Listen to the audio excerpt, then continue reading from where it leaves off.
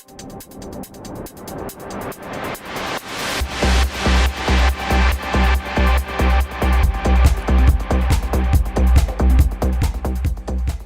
welcome to Just Talking Direct. I'm Rick Wilson, the owner of the Wilson Practical Defense website and Senior Curriculum Advisor to KPC Self-Defense in Edmonton.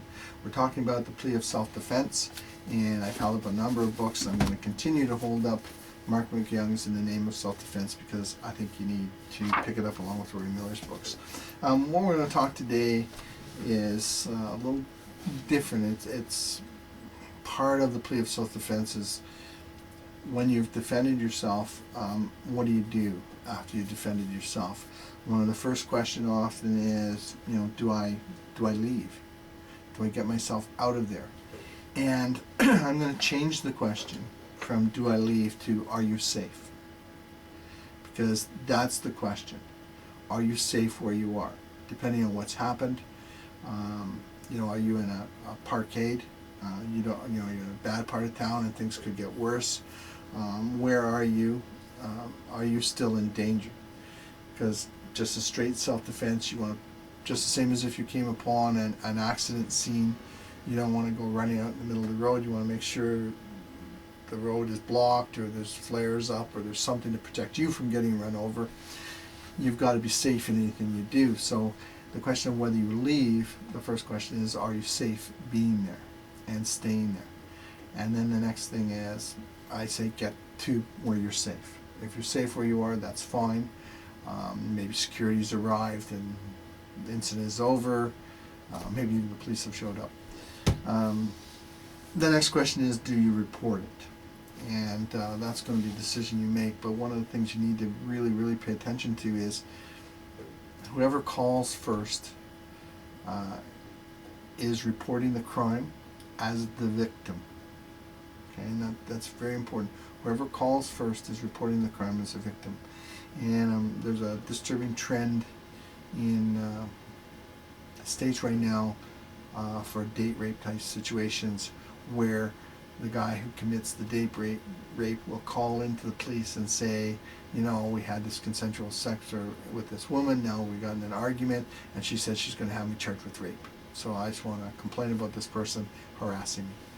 Now she goes in with the complaint of date rape, and she's got a whole other issue. So if that person calls and you get in this argument with this person, you're trying to get away, and now there's this fight, boom, you've got yourself this guy making a complaint. Because the sad thing is, often the people inflicting or starting the violence don't see what they're doing as wrong.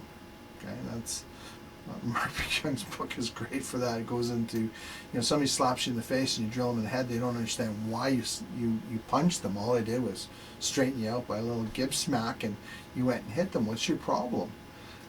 Rory Miller talks about people have a level of violence they're comfortable with, and as soon as somebody goes past that level of violence, they think this is an evil person. How dare they do this?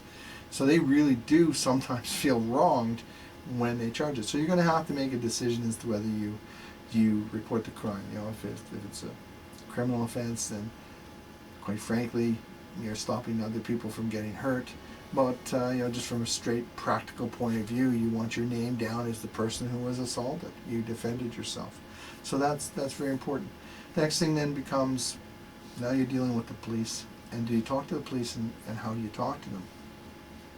I've already said in the second clip that you need to be rational and responsible for them. The question then becomes how much detail do you go into? And there's some problems with talking to them right away. Now, first problem is, of course, they're there to find out what's going on. They don't know what happened. They've come across you. You're making this complaint that you were, somebody attacked you and you had to defend yourself. And they want to find out what's going on, so they're going to talk. And there's certainly in popular media, if you're not talking to them, you must be guilty. That's the thought process. And I'm going to give you a little Rory Miller hint at the end to help you out with that. But there's a very simple thing. You're pumped up on adrenaline. You've been hit by this. And this thing called verbal diarrhea, where you're going on about, oh yeah, this guy came at me and, I, boom, right out of class, I flipped him. It was so great. He went right over and I clocked him a good one. And, it worked so awesome. Really what you're saying in this excited state is, wow, I got attacked and my training worked. I'm so happy my training worked and saved me. But the officer's writing down all these excited utterances about how great it was to pop this guy. And they're not going to read well in court. So you don't want to say something in this excited state that isn't what happened. It isn't how you really feel. The other factor is, in some cases, when police are involved in shootings, and then they don't have to give a report for 72 hours. And part of that is the adrenalized state can affect short-term memory, it can affect short-term perception, and it takes about 72 hours before they can actually perceive it correctly and do a proper report.